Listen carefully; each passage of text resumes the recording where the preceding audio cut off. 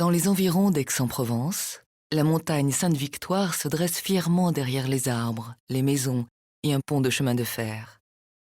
Au premier plan, le muret beige clair de la route est le premier élément de cette composition étagée.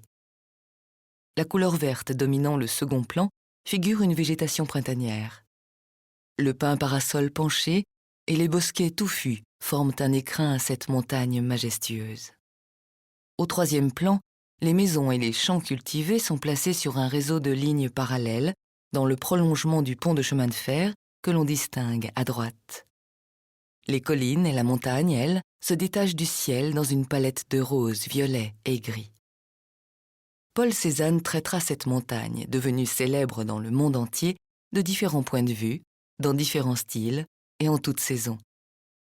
Plus de 44 huiles sur toile et 43 aquarelles témoignent de son attachement à ce massif calcaire.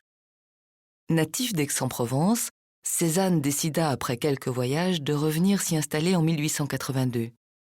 Dès lors, il n'en bougea plus guère, passant ses journées à peindre en atelier ou en plein air.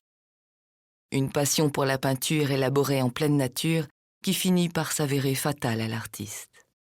En effet, en octobre 1906, alors qu'il peignait dans le massif de la Sainte-Victoire, un violent orage éclata. Paul Cézanne, âgé de 67 ans, fit un malaise.